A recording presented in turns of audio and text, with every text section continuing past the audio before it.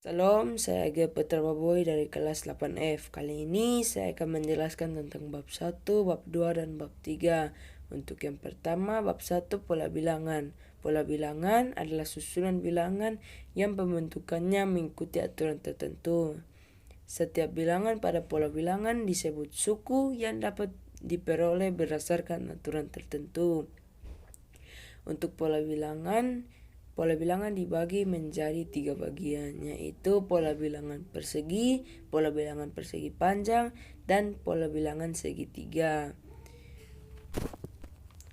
Untuk rumusnya, yang pertama pola bilangan persegi, rumusnya adalah Pn sama dengan N kali N sama dengan N pangkat 2. Oh iya, perlu diketahui N itu adalah banyaknya angka ya. Kemudian untuk rumus yang kedua, rumus pola bilangan persegi panjang adalah Rn sama dengan N dalam kurung N tambah 1.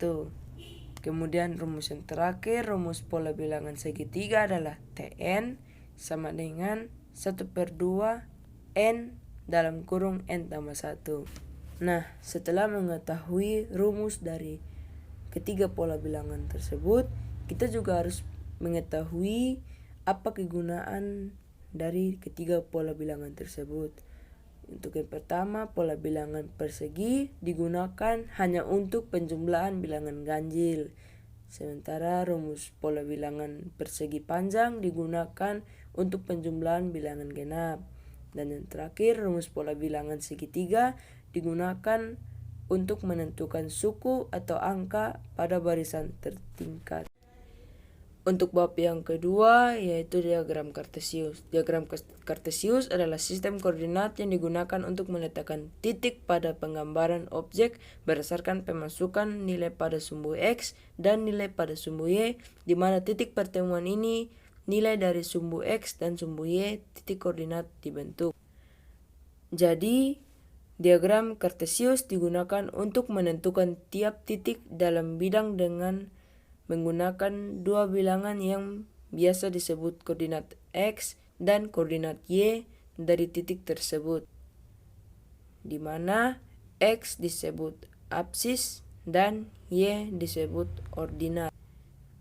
Titik-titik pada koordinat kartesius merupakan pasangan titik pada sumbu X dan sumbu Y atau X, Y. Perpotongan antara sumbu X dan sumbu Y di titik 0 disebut pusat koordinat.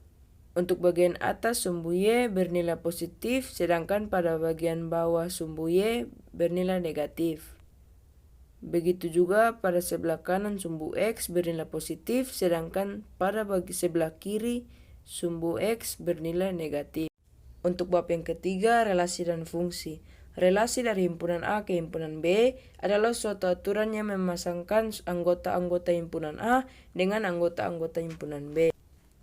Cara menyatakan relasi. Relasi antar dua himpunan dapat dinyatakan dengan 3 cara, yaitu dengan diagram panah, himpunan pasangan berurutan, dan diagram kartesius.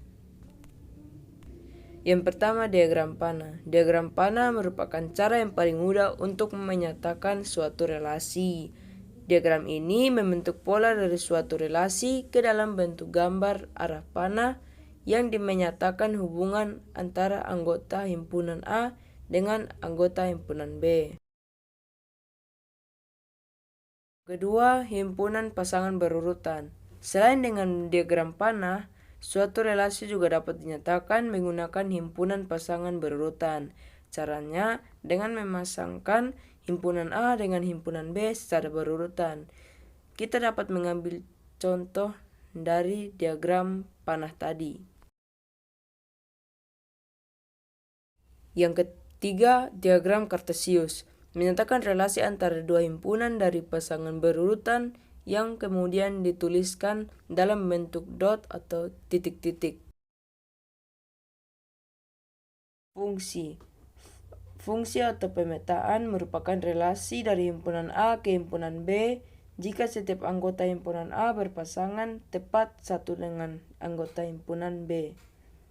Semua anggota himpunan A atau daerah asal disebut domain sedangkan semua anggota himpunan B atau daerah kawan disebut kodomain.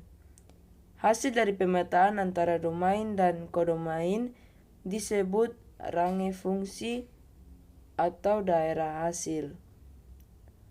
Cara menyatakan fungsi sama halnya dengan relasi, fungsi juga dapat dinyatakan dalam bentuk diagram panah, himpunan berpasangan, berurutan, dan dengan diagram kartesius.